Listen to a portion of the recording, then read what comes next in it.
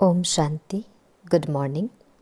11 जनवरी 2025 की मुरली सार है, मीठे बच्चे, योग अग्नि के समान है जिसमें तुम्हारे पाप जल जाते हैं, आत्मा सतोप्रधान बन जाती है।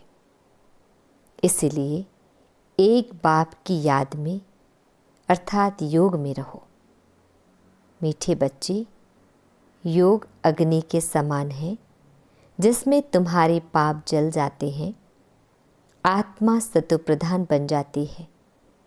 इसीलिए एक बाप की याद में अर्थात योग में रहो।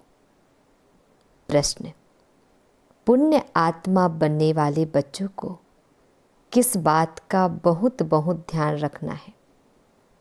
पुण्य आत्मा बनने वाले बच्चों को किस बात का बहुत बहुत ध्यान रखना है? उत्तर: पैसा दान किसे देना है, इस बात पर पूरा ध्यान रखना है। अगर किसको पैसा दिया और उसने जाकर शराब आदि पिया, बुरे कर्म किए, तो उसका पाप तुम्हारे ऊपर आ जाएगा। तुम्हें पाप आत्माओं से अब लेन देन नहीं करनी है। यहाँ तो तुम्हें पुण्य आत्मा बनना है। गीत: न वह हमसे जुदा होंगे। ओम शांति। इसको कहा जाता है याद की आग। योग अग्नि माना याद की आग। आग अक्षर क्यों कहा है? क्योंकि इसमें पाप जल जाते हैं। यह सिर्फ तुम बच्चे ही जानते हो कैसे हम तमोप्रधान से सतोप्रधान बनते हैं। सतोप्रधान का अर्थ ही है पुण्यात्मा और तमोप्रधान का अर्थ ही है पापात्मा। कहा भी जाता है यह बहुत पुण्य आत्मा है, यह पाप आत्मा है। इससे सिद्ध होता है आत्मा ही सतोप्रधान बनती है, फिर पुनर्जन्म लेते लेते तमोप्रधान बनती है। इसलिए इनको पापात्मा कहा जाता है।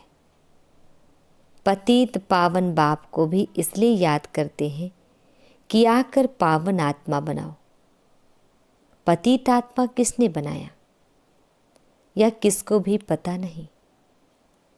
तुम जानते हो जब पावन आत्मा थे तो उनको राम राज्य कहा जाता था। अभी पतित आत्माएं हैं, इसलिए इनको रावण राज्य कहा जाता है। भारत ही पावन, भारत ही पतित बनता है। बाप ही आकर भारत को पावन बनाते हैं। बाकी सब आत्माएं पावन बन शांति धाम में चली जाती है। अभी है दुख धाम। इतनी सहज बात भी बुद्धि में बैठती नहीं है। जब दिल से समझे तब सच्चा ब्राह्मण बने। ब्राह्मण बनने बिगर बाप से वर्षा मिल ना सके। अब यह है संगम युग का यज्ञ। यज्ञ के लिए तो ब्राह्मण जरूर चाहिए। अभी तुम ब्राह्मण बने हो, जानते हो मृत्युलोक का यह अंतिम यज्ञ है। मृत्युलोक में ही यज्ञ होते हैं, अमरलोक में यज्ञ होते नहीं। भक्तों की बुद्धि में यह बातें बैठ ना सके। भक्ति बिल्कुल अलग है, ज्ञान अलग है। मनुष्य फिर वेदों शास्त्रों को ही ज्ञान समझ लेते हैं।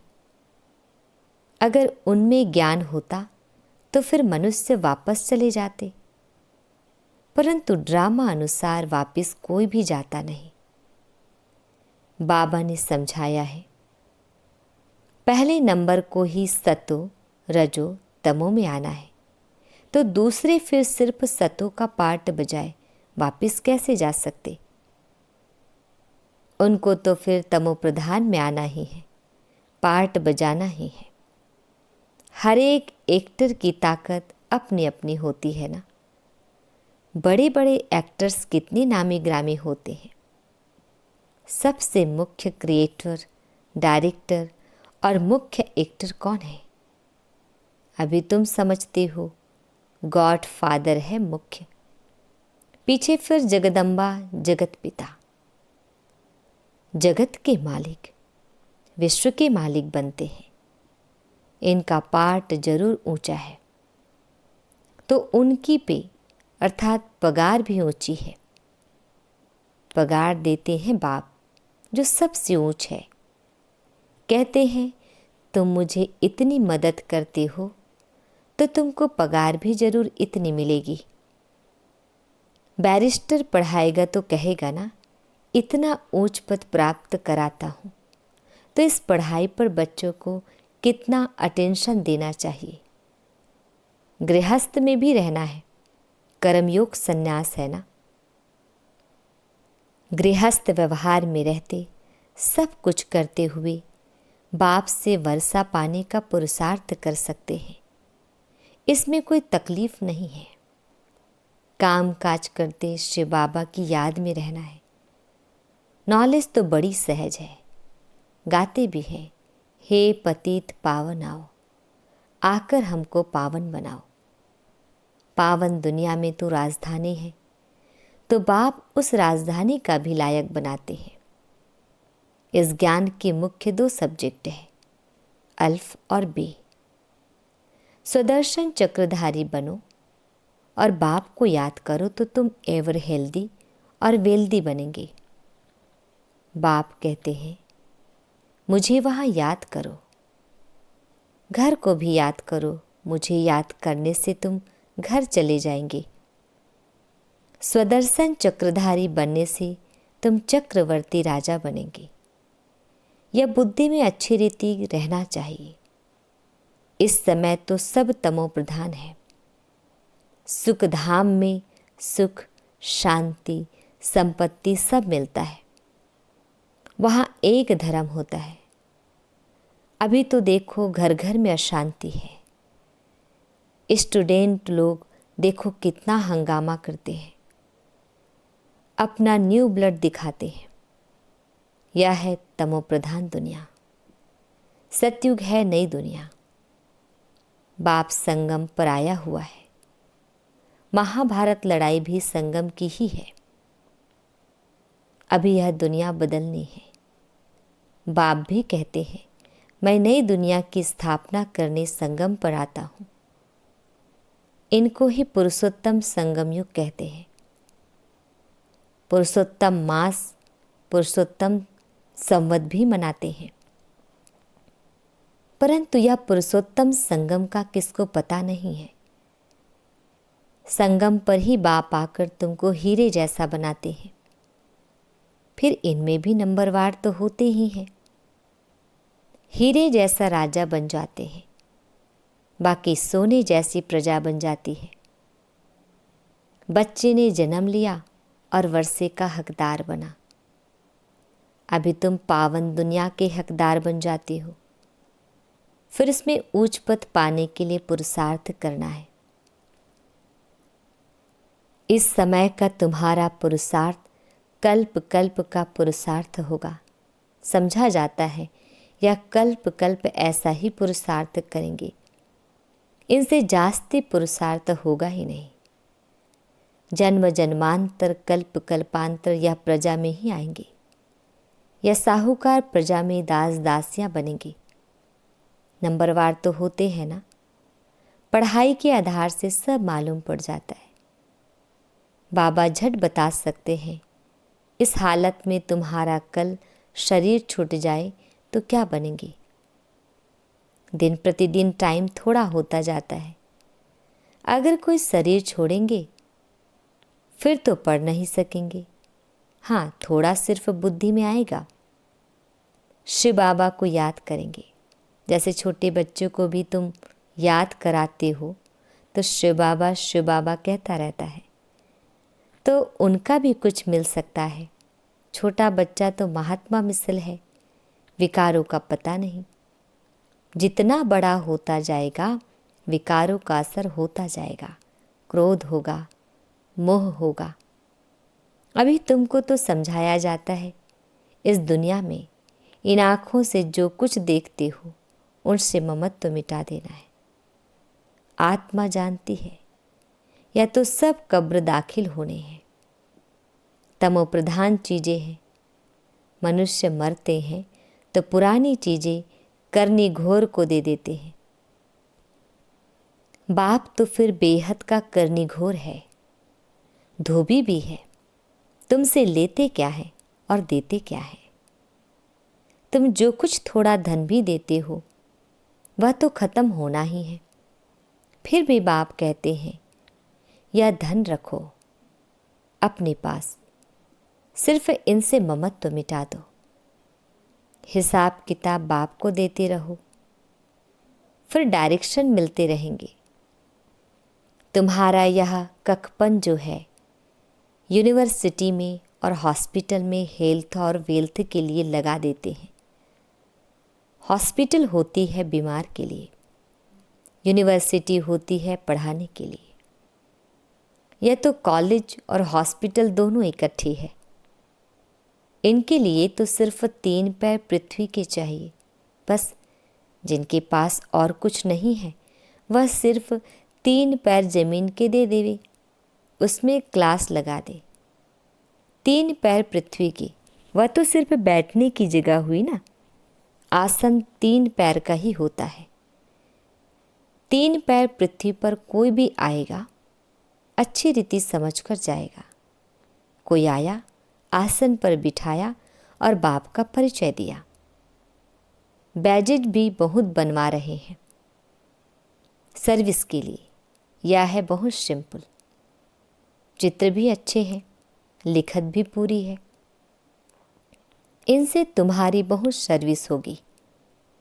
दिन प्रतिदिन जितनी आफतें आती रहेगी तो मनुष्यों को भी वैराग्य आएगा और बाप को याद करने लग पड़ेंगे।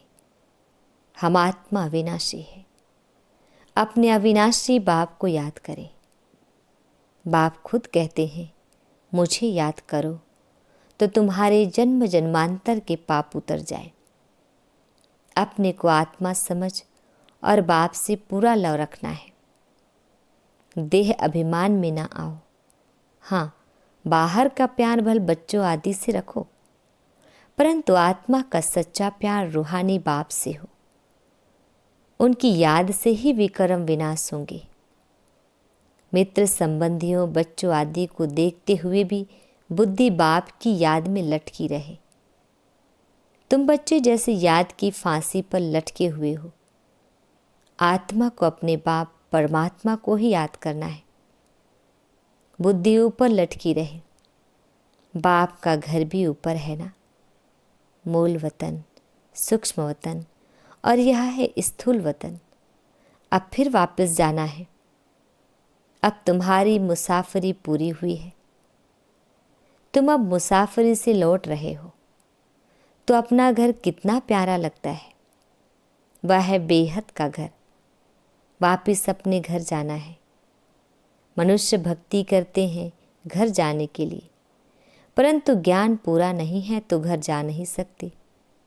भगवान पास जाने के लिए अथवा निर्वाण धाम में जाने के लिए कितनी तीर्थ यात्राएं आदि करते हैं, मेहनत करते हैं। सन्यासी लोग सिर्फ शांति का रास्ता ही बताते हैं, सुखधाम को तो जानते ही नहीं। सुखधाम का रास्ता सिर्फ बाप ही बतलाते हैं। पहले जरूर निर्वाण धाम वानप्रस्थ में जाना है, जिसको ब्रह्मांड भी कहते हैं।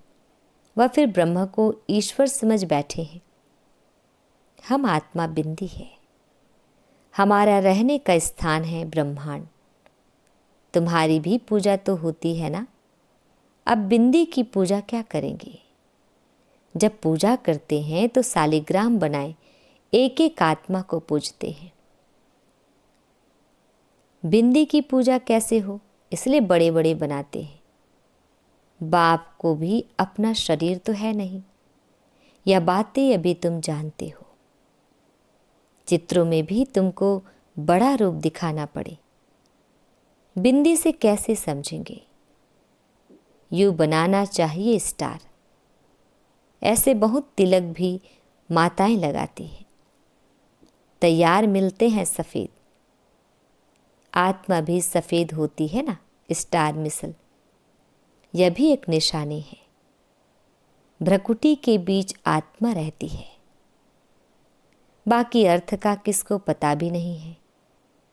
यह बाप समझाते हैं, इतनी छोटी आत्मा में कितना ज्ञान है। इतने बॉम्ब शादी बनाते रहते हैं, वंडर है। आत्मा में इतना पार्ट भरा हुआ है, यह बड़ी गुह्य बातें हैं। इतनी छोटी आत्मा शरीर से कितना काम करती है। आत्मा विनाशी है, उनका पार्ट कभी विनाश नहीं होता है, ना एक्ट बदलती है। अभी बहुत बड़ा झाड़ है, सतयुग में कितना छोटा झाड़ होता है। पुराना तो होता नहीं, मीठे छोटे झाड़ का कलम अभी लग रहा है, अर्थात सतयुग का। तुम पतित बने थे, अब फिर पावन बन रहे हो। छोटी सी आत्मा में कितना पार्ट है। कुदरत यह है, अविनाशी पार्ट चलता रहता है, यह कभी बंद नहीं होता। अविनाशी चीज है, उसमें अविनाशी पार्ट भरा हुआ है, यह वंडर है ना। बाप समझाते हैं, बच्चे देही अभिमानी बनना है। अपने को आत्मा समझ बाप को याद करो, इसमें है मेहनत। जास्ती पार्ट तुम्हारा है, बाबा का इतना पार्ट नहीं जितना तुम्हारा।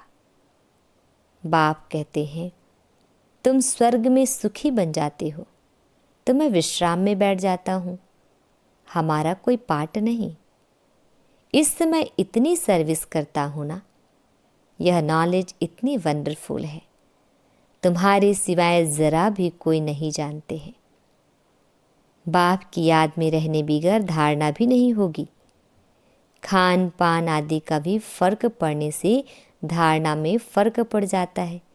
इसमें प्योरिटी बड़ी अच्छी चाहिए। बाप को याद करना बहुत सहज है।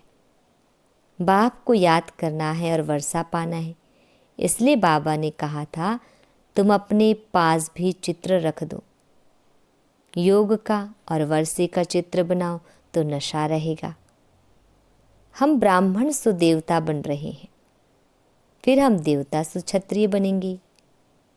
ब्राह्मण है पुरुषोत्तम संगम युगी, तुम पुरुषोत्तम बनते हो ना।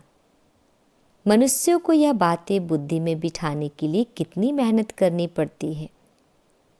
दिन प्रतिदिन कितना नॉलेज को समझते जाते हैं तो खुशी भी बढ़ेगी। तुम बच्चे जानते हो, बाबा हमारा बहुत कल्याण करते हैं।